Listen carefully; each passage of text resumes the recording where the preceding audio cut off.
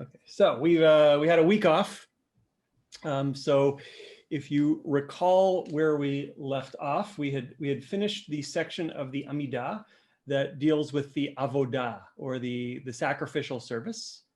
And we saw how it had elements going back to before the Amidah existed, and there were, it seems like there were some sort of a prayer, a three-part prayer that was recited by the priests every day to accompany the sacrifices that they were offering.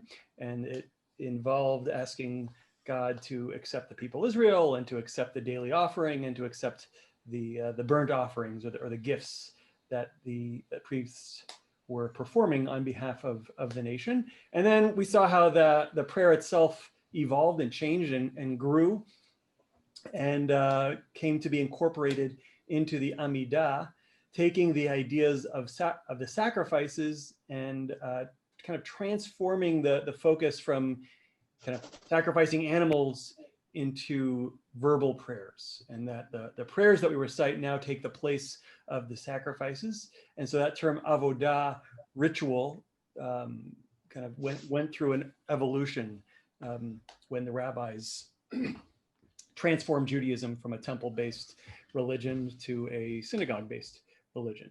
So that was the third to the last blessing of the Amidah. And now we are at the second to the last blessing. It's called Birkat Hoda'ah. So let's talk about what that word means. Hoda'ah. That sound like anything you know? Hoda'ah is thanks, right? Okay, that's something to do with thanks. What word is maybe more commonly known as thanks? Todah. Todah, right? Right. Todah Rabbah. Thank you very much. Right. So so we're going to find that this root word of Hoda'ah, of thanksgiving, we're going to see that it's in the word modim, and it's also in the word todah, and we're going to see that it's in the word lehodot, which means to give thanks. But it's more than just thank you very much. It's more like a kind of a grateful acknowledgement, right? Because sometimes you'll see Hoda'ah not necessarily as like thank you. It's more like I acknowledge this thing that you've done for me. And so that becomes the theme of the second to last blessing of the Amidah. So when in the translations that we're look at least on my PowerPoint presentation, I'll try to translate it as grateful acknowledgement, although we might see some different things in the Siddur. Okay, so first, Modim. This is the beginning of the prayer. And in your Siddur, if you're in the weekday Siddur, it's on page 41. And in the Shabbat Siddur, it's on page 118. In both cases, it's at the bottom of the page. And you'll see kind of a side-by-side two-column layout. All right, we're gonna explain all of this, right? So if you look at those two paragraphs side by side, they both begin with the word modim. In fact, modim anachnu lach, shatahu Adonai Eloheinu ve'Elohei avotenu, and then they start to differ from one another. So modim, I've translated here. Oh, I'm on here. Let's fix this a little bit so you can, there. Modim anachnu lach, we gratefully acknowledge. Now interesting, in Sim Shalom, how have we translated this? We proclaim. Which maybe doesn't get the sense of thanksgiving that we might want. Is anybody looking at another Siddur that might do something different with it? Mishkan translates it as we acknowledge with thanks. We acknowledge with thanks. Okay, so you get the idea. So what I've got here on my screen is the prayer on the right. Modim anachnu lach, and if you look closely, you'll see it's in slightly bigger font. Does Mishkan Tefilah have both versions of Modim? No, it does not. It does not. Interesting. Okay. So in Sim Shalom on the right side with the bigger font, it just puts it there. On the left side, there's the little introduction that says, when the reader recites Modim, the congregation continues silently. Okay. So we seem to have two different versions of Modim. You know, the way this would work is that when we are davening our own personal silent prayer, we would do the one on the right in the big font. And then when the repetition of the Amidah takes place, led by the Shaliach Tzibur, when the Shaliach Tzibur got to this part, they would do the part on the right out loud. That's the same part that we did earlier, while we, the congregation, would recite kind of in an undertone the part on the left. And we'll talk about what the one on the left is in a moment. But first, we're going to focus on the main Modim, which is the one on the right. So I'll read our translation here on the screen, and this is not the same translation that is in the Siddur, but it's close. We gratefully acknowledge that you are Adonai, our God, and the God of our ancestors, forever and ever. You are the rock of our lives, the shield of our salvation from generation to generation. We gratefully acknowledge you by rendering you praises for our lives, which are in your hands, and for our souls, which are entrusted to you, and for your miracles that are with us every day, and for the wonders and goodness at all time, evening, morning, and afternoon. The good one, for your mercy never ceases, and the merciful one, for your kindness never ends. You have always been our hope. All right, so what themes do we see in here?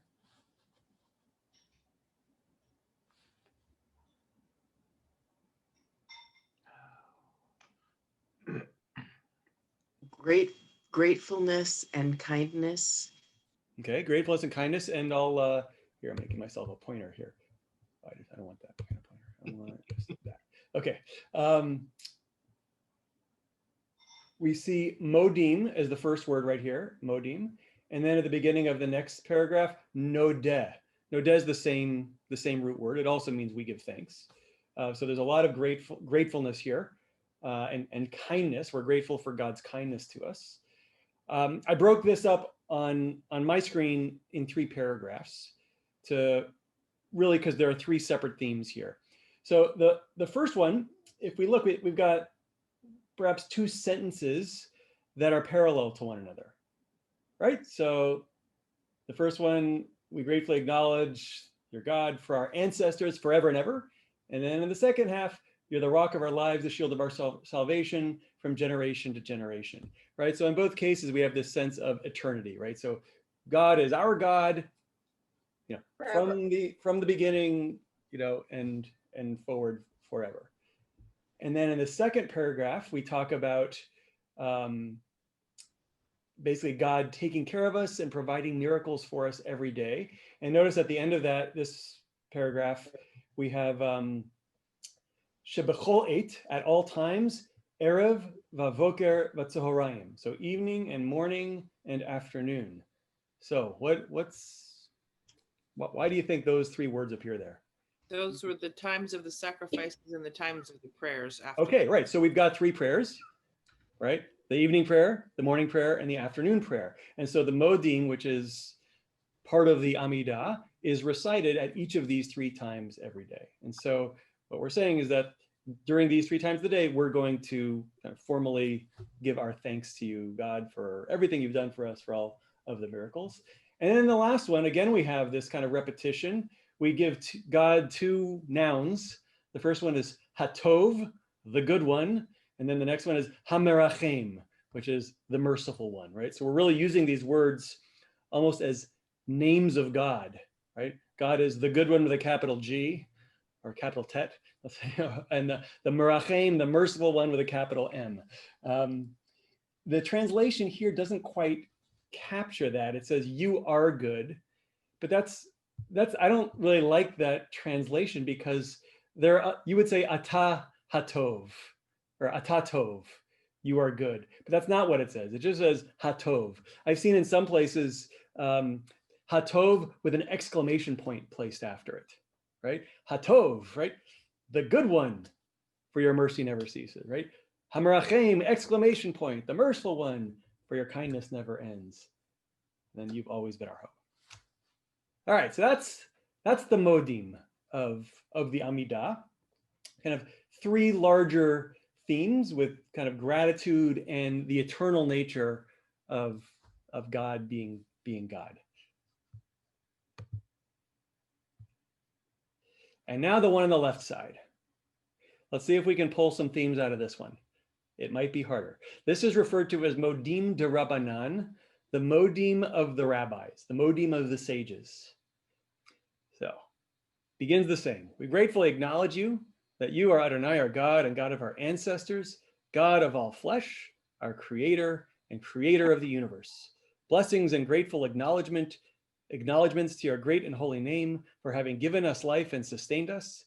So give us life and sustain us, and gather our exiles to your holy courts, to keep your laws and perform your will, to serve you wholeheartedly, on account of our acknowledging you with gratitude. Blessed is the God of grateful acknowledgement. All right, what are the themes here? They snuck in an ask in the theme about thanks. Okay. This is saying all the ways God takes care of us and emphasizes God over our thankfulness, I think. There's less repetition of the thankfulness. Mm-hmm. Yeah, it seems less well constructed than the previous one. Yeah, and Max, as you point out, there's an ask here, and then the gathering and the exiles. Like, I'm not even sure why that is there. It doesn't seem to be in the theme. I was going to ask. Yeah, what's it doing there? All right, so we can answer all of these questions. I would call this a Franken prayer. Right. What kind of prayer? A Franken prayer, like Frankenstein. Oh. Franken prayer. All right. So we've got from the Babylonian Talmud. We have this teaching. It says, here, let me see this a little better. Bizman sheshaliach tzibur omer modim ha'am ma'hem omrim. So at the time when the shaliach tzibur is reciting modim, the people, the nation, what do they say? What are they supposed to do? Amar Rav. So Rav said, modim anachnu lach Adonai Eloheinu al she'anu modim lach. Right? So Rav says, here's what the people say. They say, we give thanks to you, Lord our God, for the merit of giving thanks to you. Or really, on account of us giving thanks to you. We give thanks to you for letting us give thanks to you. Something like that. Ushmuel Amar, Eloheichol Asar al shanu modim lach. So Shmuel has a different thing that he thinks people should say. He says, we give, let's see, God of all flesh, it's Elohei kol basar, for the merit of giving thanks to you. Rav Simai Omer Yotzreinu Yotzer Bereshit Al Sha'anu Modim Lach. So Rabbi Simai says, our creator who created Bereshit, right, in the beginning, for the merit of giving thanks to you.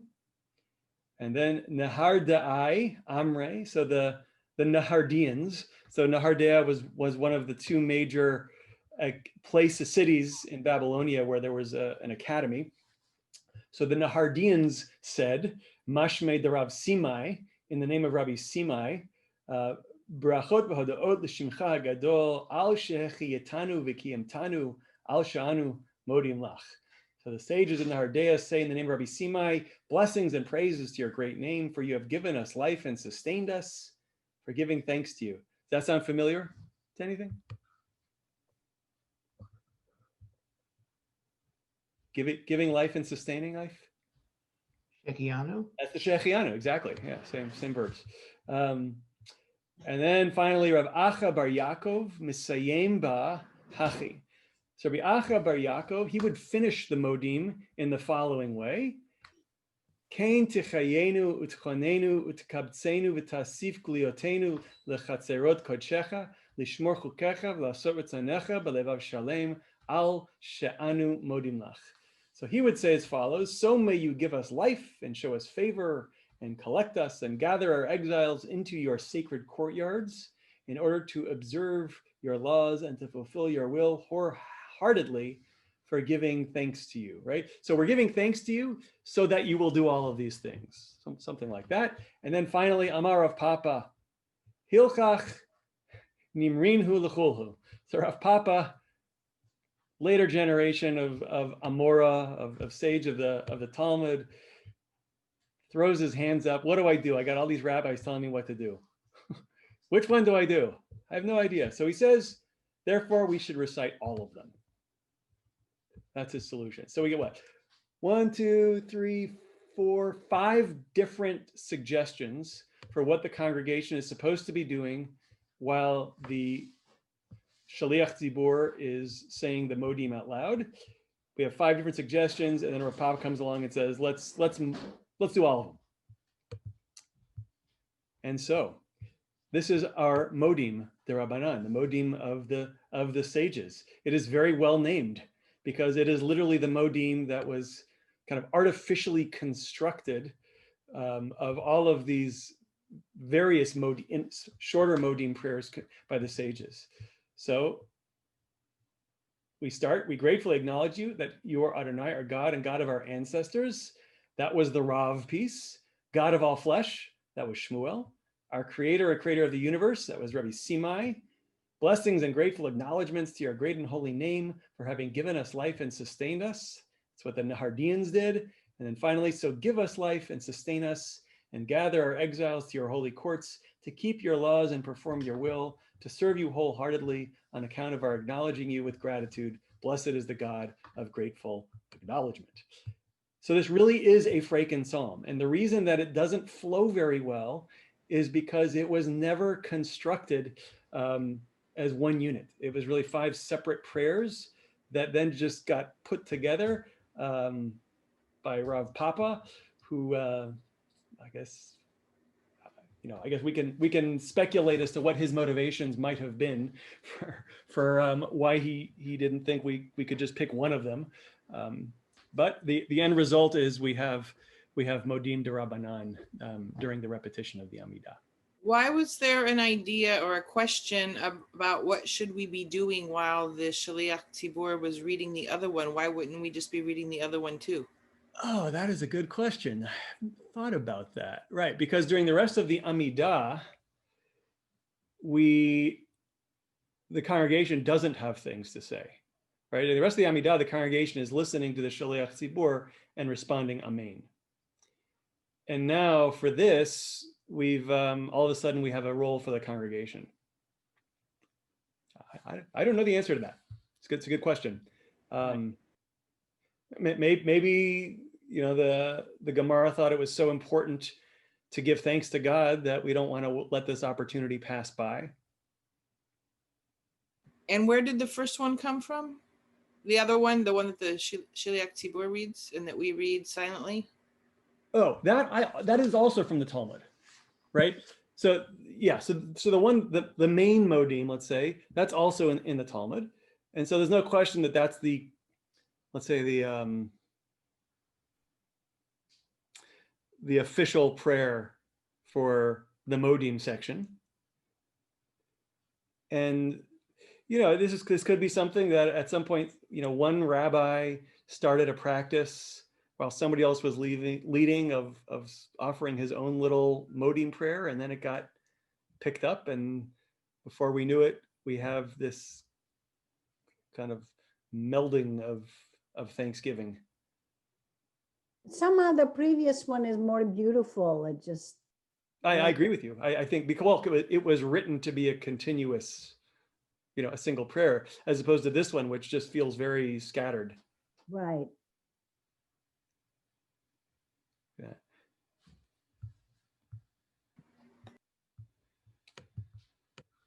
Okay, so let's. And now we need a chatima. So we started, oh, actually, let's back up. Oh, actually, Rabbi, Yes. because I had always thought, I think maybe I heard from somewhere that the reason that there were two is that there was kind of like with the mezuzah on the door, why it's in the middle is because one said do it up, the other said do it sideways. I thought there was two prayers of thanksgiving that they couldn't decide between, and therefore they included them both. But that doesn't seem to be. I think that's close, but I think it's the question is why do we have the Modim de Rabbanan with so many different pieces? Maybe that's the answer. Maybe Rav Papa wanted to create. It's not really a compromise. It's more of a yes and kind So of thing. it's a way of including all four, because the original one came from one place in the Talmud, and the other one is a Franken prayer made up of a bunch of other so this is just one additional rabbinic idea, right? So we're including them all. We've got this, the Modim that's on my screen. This is the main Modim. But you said that was discussed in the Talmud as well. Yeah, this prayer is in the Talmud, right? So we have an official Modim. So we have to include all of them, this official one and the little. And all of the other various versions of things for the congregation to recite. Right. And by the way, there are other traditions where in parts of the service, the leader is doing something and the congregation is supposed to do something else. In the main parts of the service, so the Shema with the blessings up, that's very fixed, right? You're not supposed to interrupt that or make any changes or insert things in the middle, right? That becomes an important thing. Like we saw in a few cases, the rabbis wanted us to make sure that we're connecting the theme of this prayer to the theme of this prayer that comes right after it, so no interruptions. After we get through the personal Amidah, things start to loosen up to some degree, as we're going to see. So this is our Modim. Now this began the prayer. So for most of the Amidah, in fact, for all of the Amidah after the Kedusha, there's no bowing.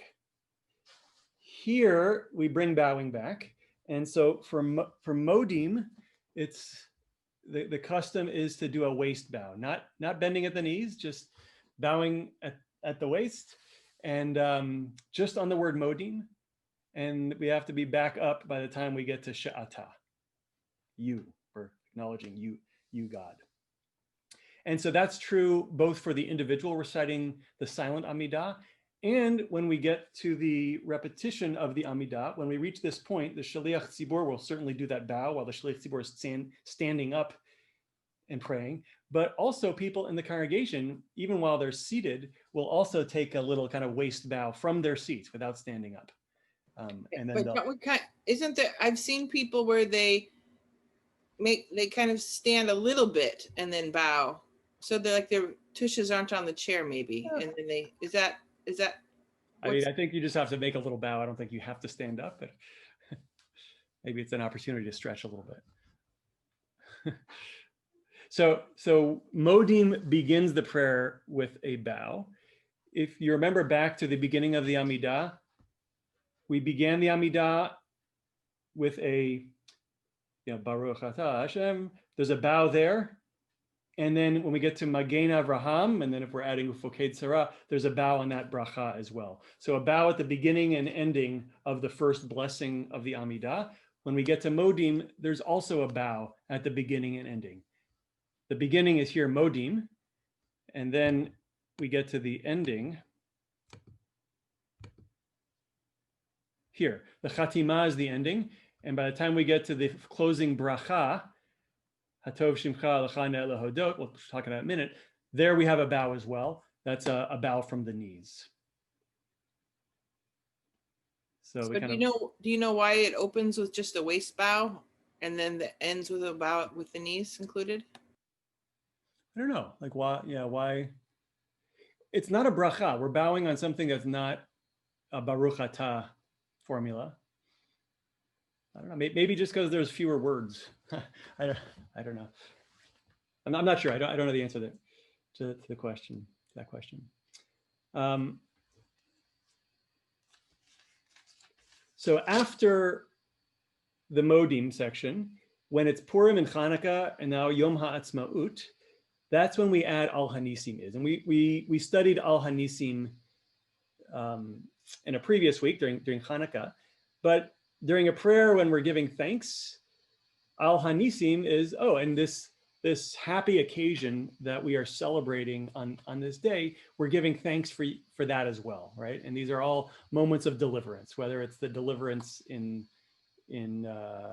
the story of Purim, or during the story of the Maccabees, or for Yom HaAtzmaut and the deliverance of establishing the state of Israel. So all of those are opportunities to give thanks to God. And so it makes sense that this would be the prayer that Al Hanisim would be inserted into. And then after Al Hanisim, we add this, the Al Kulam Yitbarach Vitromam Shimcha Malkeinu Tamid Leolam Va'ed. For all of these, your name will be blessed and exalted, our King, always and forever. So it's almost like we've just kind of made a list of all sorts of things that we're thankful to God for. And then this is almost like a summary, Al Kulam, for all of them, for everything we just said and more. And then it continues, V'chol ha'chayim yoducha sela, v'halalu et shimcha be'emet, ha'el yeshuatenu ve'ezratenu sela. Right? Chol ha'chayim, all life. Yoducha, this is the same root as modim, todah, hoda'ah, yoducha, right? All life, everything that lives will gratefully acknowledge you. Sela, what does Sela mean? Nobody knows. Oh, are you serious? It's emphasis. It's like amen. It's kind of, sometimes you'll see amen, Sela. It seems to have been, like there's no direct translation for it. So whenever you see Sela in Hebrew, it'll typically just be translated as Sela in English. What is Hatima? Hatima means the seal or the conclusion. So when we have a bracha that's in a more expanded bracha, we've got lots of elaboration on the theme, and then we conclude with a Baruch Atah Hashem, and that Baruch Atah at the very end, that's the Chatima. Thank you. So this is the closing bracha for the Modim. For Modim, yes. This ends Modim. Thanks. Right? It's all one prayer, right? So everything that lives will gratefully acknowledge you, Sela, and they will praise your name in truth. Ha'el, God, our salvation and our help, and then we get another Sela. Right. And then finally, here's the Chatima. Blessed are you, Adonai. Hatov, the good one, right? We saw Hatov earlier in Modim, if you recall.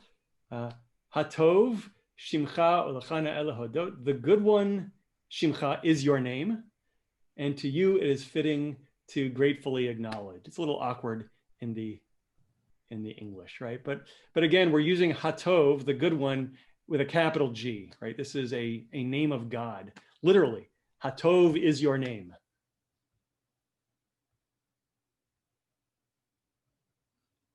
All right, and that's the bracha. That is Birkat Hoda'ah.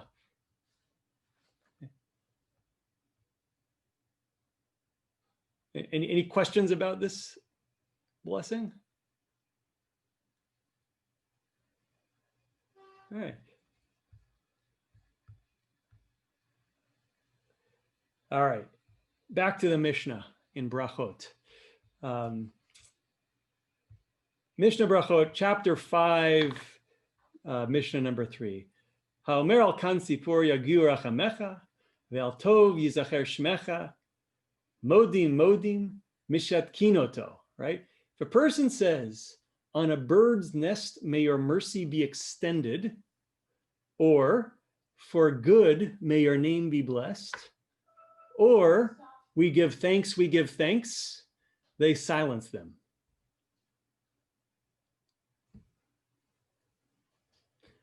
All right, what is this about?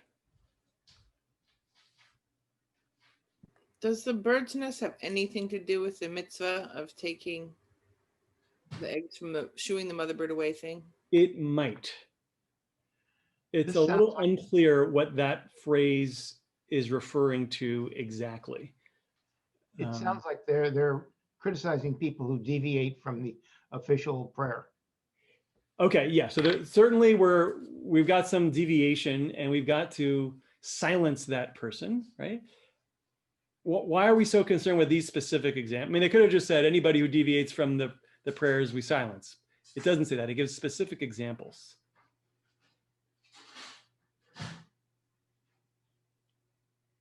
Let's keep going on the Mishnah. Maybe that'll help. So a person who passes before the ark. Passing before the ark is the expression in the Mishnah that refers to the person who's leading services, the shaliach tzibur. So a person's leading services and made a mistake. Yavor acher tachtav, right? Another should basically take over leading it. Velo yehe sarvin bo'tasha, and he shouldn't refuse in the moment, right? Be ready to take your position if called upon. If the shaliach tzibur forgets what they're supposed to say. Minayin hu matchil. So if you have to call in a substitute, where does the substitute begin? Mitchilat habracha sheta'ava, from the beginning of the blessing where the mistake took place, right? So I think we're probably talking. Well, we might be talking about somebody's in the middle of the Amidah, the Shaliach Tzibur, somewhere around blessing number 7 or whatever, gets lost, doesn't know where he's at. They call on the ringer to step up. He steps up and he has to begin that particular blessing over again. He doesn't go all the way back to the beginning of the Amidah. So that's what the Mishnah is suggesting there. That's a little more benign than silencing somebody, right? In the first case, we're not talking about somebody forgot something. They said something that they weren't supposed to say, and we've got to silence them. So what are we concerned with? What are the rabbis concerned with? We've run into this before.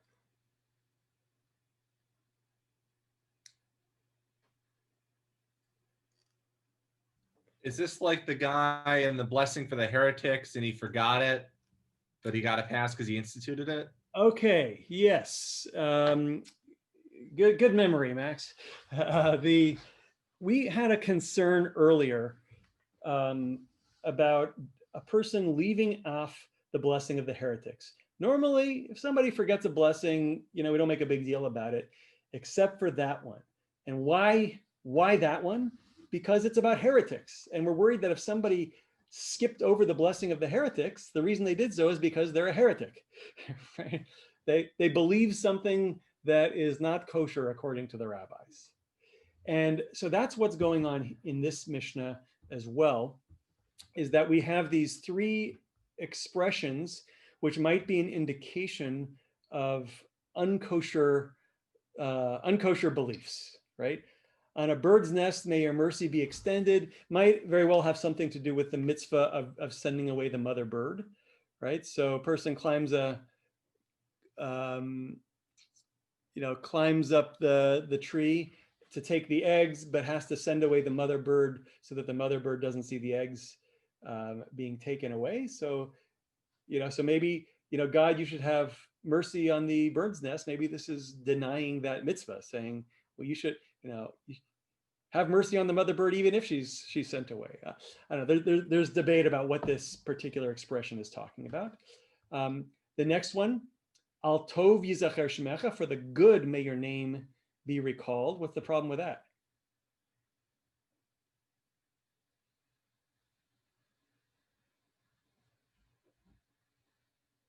Because we're leaving out the fact that God's involved with bad too. I don't know. Yeah, well, that's exactly right. At the beginning of the Shacharit, we saw that the rabbis actually changed the blessing from Isaiah, which praised God as the creator of both good and bad, and they changed it to good or peace and bad. They changed it to peace and everything because they were uncomfortable saying bad, but they couldn't remove it because they recognized, as the prophet Isaiah did, that we have one God who's the source of everything, good and bad.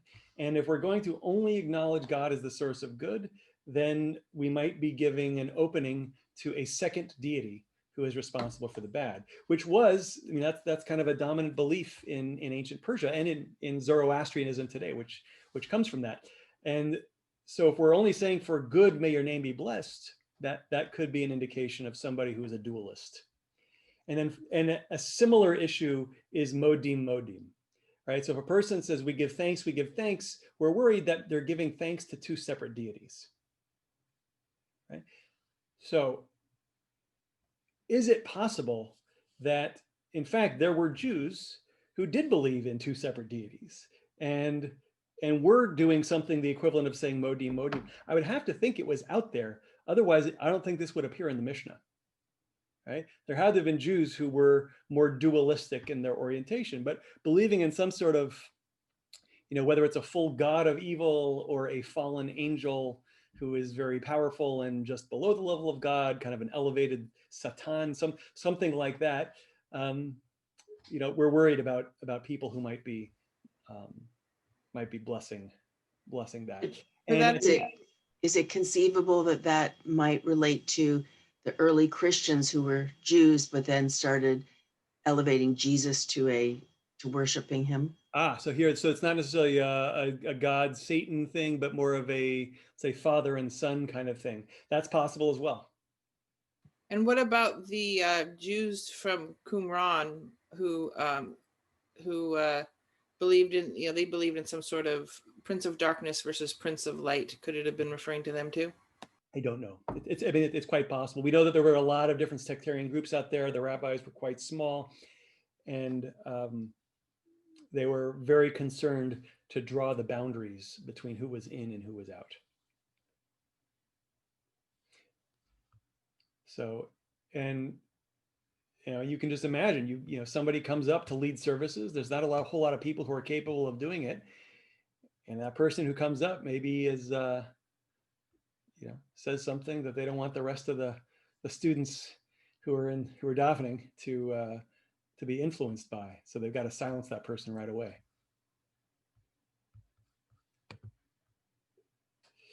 Okay, so that ends our discussion of Hoda'ah. And so now we're on the final blessing. We made it to the end. Isn't that exciting? We'll call it Birkat Kohanim and Shalom. So the priestly blessing and the blessing of peace. But it's a single blessing. So in our Siddur, we are on page 43 in weekday, and 119 in Shabbat. So on 119, it's at the very bottom, and on page 43 in the weekday, it's kind of in the middle, and it's in smaller print. That's the section that's the priestly blessing, and then below that is the blessing of peace, which is Sim Shalom.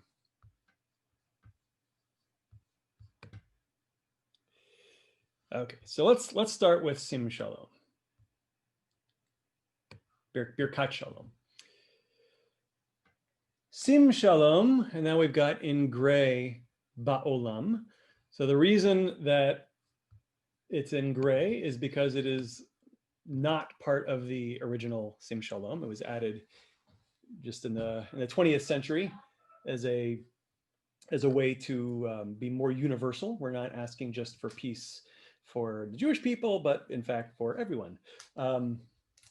So grant peace, goodness and blessing, grace and kindness and mercy upon us and upon all of your people, Israel. Bless us, our Father, all of us as one in the light of your face. For in the light of your face you have given us, Adonai our God, the Torah of life and the love of kindness, righteousness and blessing, mercy and life and peace. May it be good in your eyes to bless your people Israel in every season and at all times with your peace.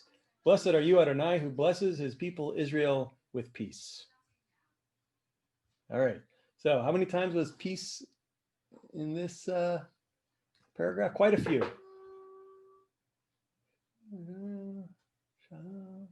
4 times, it looks like. I often am asked, why is when we sing Sim Shalom, how come, even though it's in the Siddur, the Ba'olam, why don't we sing it, right? So the answer is, I think, for fairly, it's not necessarily, it's not an ideological statement. It's that when the particular melody in question was composed, it was composed either at a time before Ba'olam was added into the Siddur, or it was composed within circles that didn't change the prayer with Ba'olam. So here, for example, sim shalom tova uvracha, right? Ba'olam. All right, so somebody decided that we needed to add that in, so we throw it in there, but it's out of place. Sim shalom tova uvracha. Where is it, right? So when I do that, I try and squeeze it in. Sim shalom balam tova uvracha. It's a little awkward, but but I actually am asked that question quite a lot. Where's the ba'olam? And that, I think it's more of a question of musical composition than anything. So, Mike, out of curiosity, Mishkan Tefilah, does it have a ba'olam there? No, it doesn't. But there are other prayers that have added extra words that we skip over them when we're singing. Oh, okay. But I bet there's more than one approach that has been taken with Sim Shalom to make it more universal. And I'm guessing that it's probably later on in the paragraph, at the very end of the paragraph. I didn't see anything that you were going over. The translation is very close. So All right. there are other places that they've done. All right, so I'll have to explore the prayer. I think toward the end of it, though, I think that there's an additional, some sort of addition in the Hebrew. Okay, so where does this come from? So this is the same Mishnah that we've looked at many times, describing the liturgy in the temple by the priests every day. And so again, we see the deputy high priest says to the priests on duty, say these blessings. They get to the 10 Commandments, the Shema, all 3 paragraphs. Then Emet Ve'atziv, and then Avodah, right? We saw Avodah as well. That was last time. And Ubirkat Kohanim, and the priestly benediction, right? So they are doing something called Birkat Kohanim in the temple every day. And then it concludes, B'Shabbat Mosifin Bracha Achat L'Mishmar Yotzei. On Shabbat, we add an extra blessing for the watch that is departing. Okay, so we've got something called the priestly blessing. And if we look at the order in which these other prayers appear, it's in the same position that we have it in our Siddur. So it does seem, its placement here in the Amidah seems to have origins back in Second Temple times. So the question that we have to deal with is, what does the Mishnah mean by priestly benediction? It's clearly really important in Second Temple times. Remember, the Amidah doesn't exist yet. Birkat Shalom doesn't exist yet, but something called Birkat Kohanim does exist. So for this, we go to Numbers, right? And this is a passage that may be familiar. Vaydaber Adonai el Moshe lemor, daber el Aharon ve'el banav lemor, ko tevarchu et bnei Yisrael emor lahem. Right? The Lord spoke to Moses, speak to Aaron and his sons, thus shall you bless the people of Israel. Say to them, Yivarechecha Adonai v'yishmerecha, Ya'er Adonai panav elecha v'chuneka, Yisar Adonai panav elecha v'yasem lecha shalom. So three blessings. May Adonai bless you and protect you. May Adonai's countenance shine upon you and be gracious to you. May Adonai raise up his countenance toward you and grant you peace. Right? What's a countenance? All right. Yeah, it's Your face. It's a face, right? And the Hebrew is panav, right? Panim is the face. So God's face is shining on you. God's raising up God's face to you, right? Something like that. And then the conclusion, V'samu et shmi al b'nei Yisrael, v'ani avarachem. Thus they shall link my name with, thus they shall place my name upon the children of Israel, and I will bless them. Right? So the priests, Aaron and his sons, have some sort of role in transmitting God's blessing to the Jewish people, of literally placing God's name upon the Jewish people. And if you notice in this threefold blessing, we've got Yud He Vav He, which is God's personal name, appearing in each of these three sentences. So that's what's going on. The priests are placing God's name upon Israel, and that's going to be the source of blessing. Rabbi, Yes. I thought looking at God's face would make you die. Yeah, doesn't it?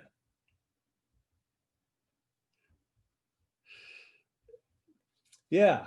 So But this is worded, God's face is looking upon you, not you looking upon God.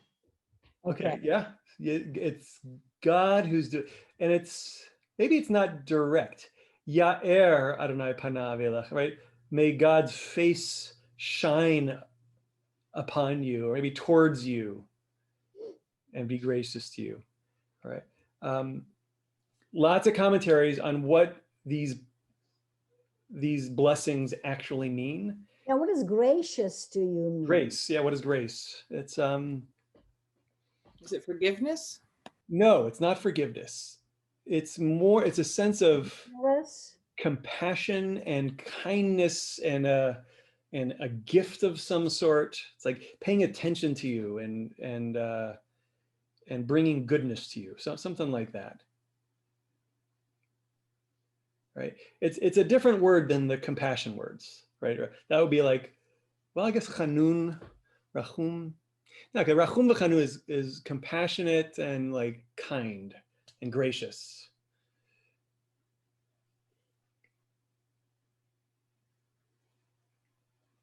This prayer is, I don't want to spend too much time breaking this down, but I'll just point out a few details. We got 3 lines.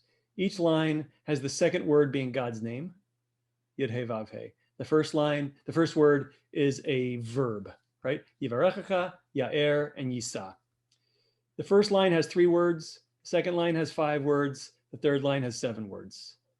Anyway,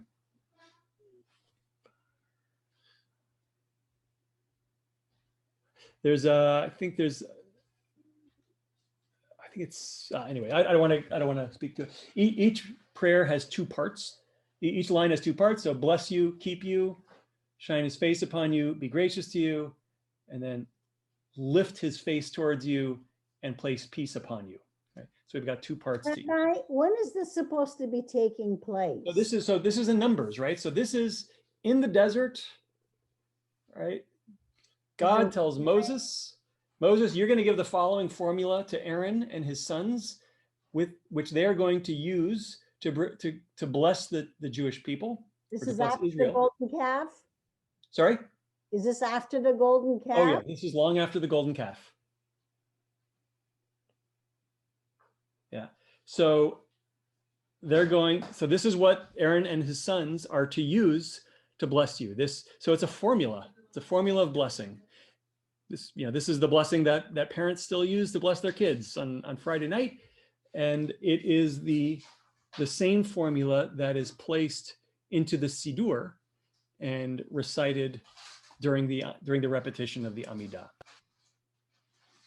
So when the Mishnah said, do Birkat Kohanim, it probably meant use this. This is the blessing of the Kohanim, right? The blessing that the descendants of Aaron would use to bless Israel. And so it seems that there were, pilgrims, travelers coming to Jerusalem to bring their sacrifices to appear at the temple. And every day you had priests kind of on that week's watch, wandering about the temple precincts and blessing pilgrims as they come through. And so we had a ritual of it's called Nisiat Kapayim, the lifting of the hands. And so that's the kind of doing this thing, and so the priests would hold up their hands and they would offer these words of blessings. Elsewhere in the Talmud, the Talmud says that the priests are absolutely not allowed to add any words of their own to this blessing. These 3 lines only, they cannot take away from them. They cannot add additional lines. this is the kind of the official sanctioned, visually approved blessing for the priests to deliver. So is this blessing done during services or not? Yes, so we'll talk about that. So it's got a couple of names. One is bracha hamishuleshet. Mishuleshet has the word shalosh in it, threefold. It's the threefold blessing, or it's called birkat kohanim, the blessing of the priests. So we got two different names. Actually, there's a third name as well, and I just mentioned that, nisiat kapayim, which means the raising of the hands. So they'll often talk about the part of the service when the priests go up to bless the people as nisiat kapayim, raising of the hands, lifting of the hands.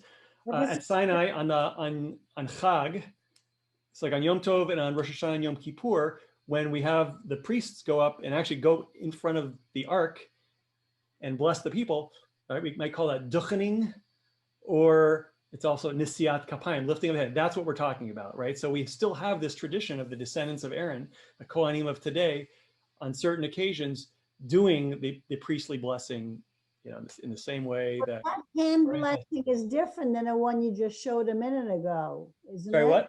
Say it again. Hand gesture is different than the one. It's this.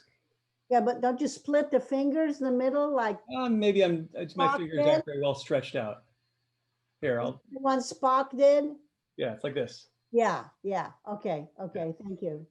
You're supposed to make a lattice work, windows between your fingers. Uh-huh. And the idea is that the priests hold it up high, and then God's blessing goes through the fingers, which is why nobody's supposed to look at the Kohanim during the priestly blessing, because I guess you're not supposed to look at the blessing coming through. It's not the Kohanim themselves who are doing the blessing; they're just providing a vehicle for God's blessing to kind of extend onto the people. Now, was it a big controversy when Leonard Nimoy first made that publicly on television for all to see? Yeah, or when Mork did it. Oh, was Mork Jewish? Huh? No, Nanu. Right? Yeah, but was Mork Jewish? He got it from somebody. Okay. Yeah. I think some people weren't pleased with Leonard Nimoy, I would imagine. All right, let's make me a circle again. All right, now how does it appear in the Siddur? So let's take a look. We get this introductory paragraph followed by the threefold blessing. So, our God and God of our ancestors, bless us with the threefold blessing, right? Barchenu ba'baracha hamishuleshet. That's the name, right? Blessed with the threefold blessing in the Torah that was written by the hand of Moses, your servant, the one that was spoken by the mouth of Aaron and his sons, priests, your holy people, as it says, right? Now notice, we're talking about the priestly blessing. We're not performing the priestly blessing, right? Here you have a shaliach tzibur, who most likely is not a priest, who is reciting these words and saying, we're not in the temple. We can't do the priestly blessing as it was originally intended, but please, give that same blessing upon your people, oh God. Now, when we do the nisiat kapayim, which is done during the Musaf service, when the priests actually get up to do that, then the introductory language is different, because in that case, the priests actually are doing the blessing, although it's not taking place up in the temple, right? So there had to have been some sort of shift from temple to non-temple to be able to recite that. But it's an early element of services in Israel. The priestly blessing is done every single day. Sephardim outside of Israel do priestly blessing in every single day. It's just Ashkenazim outside of the land of Israel whose practice is to only do it on Chagim. So, and in kind of the in many liberal synagogues, they don't do Birkat Kohanim, as it's kind of a non-egalitarian kind of caste type of remnant of our tradition. But in any event, is it also maybe not done because it's temple reflective? I don't think so, because we still use the same blessing. I mean, there's nothing about the temple in the blessing. Mike, I'm sure this is used as Shir Chadash, this blessing. They sing this at appropriate points, but in the Siddur, it's sort of an alternate reading to Sim Shalom. Oh, interesting. Okay. All right. Well, so let's look at, so we have the blessing here, and then, but you'll notice there's an expression, a 3-word expression, Kain Yehi Ratzon. So this is what the congregation is supposed to recite after each of the lines when the Shaliach Tzibor recites it. So what is Kain Yehi Ratzon? What is Kain? Yes. Yes, right? And Ratzon, we've had Ratzon before. Favor. Yeah, your will, right? Yes, may it be your will, so, something like that. Yeah, may it indeed be his will, right? So it's a way of, it's kind of like Amen, but we're not supposed to say Amen after each of these lines. It's supposed to be Kain Yehi Ratzon. We could add an Amen at the end of it. Amen signifies the end, but it's a threefold, right? It's a blessing that comes in 3 parts.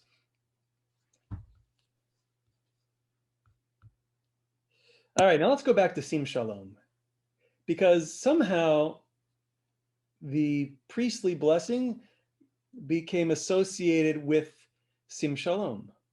So what do they have to do with each other? Peace. All right, certainly peace, right? The priestly blessing ends with Shalom. Well, the verb Yatzeh, is that related to Sim? Yasem is to place. Or yes. Yes.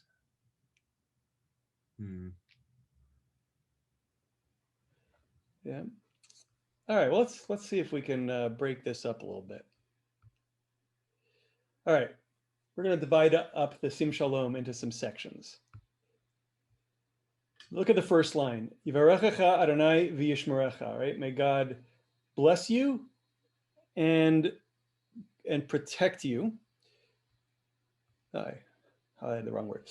So we've got Yivarechecha and bracha appearing in this first sentence, right? Blessing, that's what we're asking. Grant peace in the world, goodness, and blessing. Now look at the next line. Ya'er Adonai panav elecha v'chuneka. May God shine the light of his face upon you and be gracious to you. So look in this second line. We have Barchenu Avinu Kulanu Ke'echad Be'or Panecha Ki Ve'or Panecha. We're talking about the light of your face. We say it twice, right? So that comes from the second line of the priestly blessing, right? We want the light of God's face to shine upon us. All right, and then in the third one with peace, may God give you peace. Well, that's what the theme of the third sentence here is, right? At all times with your peace. That's what we want. We're asking God to bless Israel with your peace at all times. And so what we see is that the Sim Shalom is actually built, it's constructed on the themes of the priestly blessing itself. So now we kind of have we started with Birkat Kohanim, and then when under Rabban Gamliel's directions, the Amidah was created, they modeled Birkat Shalom after Birkat Kohanim and placed them together at the end of the Amidah. That's where we're going to stop. All right, and we end the bracha. Baruch atah Adonai hamavarech et amo Yisrael b'shalom. Blessed are you, Adonai, hamavarech, the one who blesses his people Israel with peace. All right, so we end our service, and really this is the end of the service as the rabbis of the Mishnah put it together. Right, the Amidah at this point, the Amidah is over. If you are out of time, if you have a robber chasing you, if you're in the top of a tree about to fall out, you can end your Amidah right here.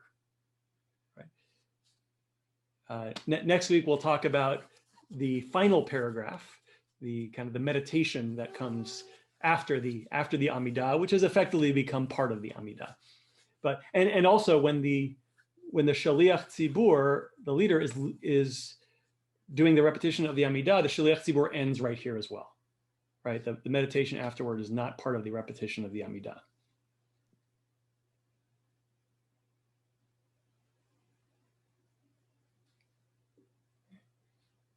Anybody have any questions? Rabbi, I have one. Yeah. On the priestly blessing, the last word, vichunecha, is it vichunecha, gracious to you? I'm sorry. Okay. Vichuneka. Vichuneka. Ha. Let's see if I can get it. Okay. Right here. So if you look on my screen, my blue dot is right underneath the word. Yeah. Vichuneka. This is the very rare kaf sofit. Usually, this letter at the end of a word is going to be a chaf, pronounced ch, like without the dot. In rare occasions, such as this one, it is a kaf sofit. It retains the dot. Okay. Vichuneka. I'm not sure why. So something to do with biblical grammar. Does that word appear in Ashrei? Is that one of the words that people mispronounce on Ashrei? I believe you might be right.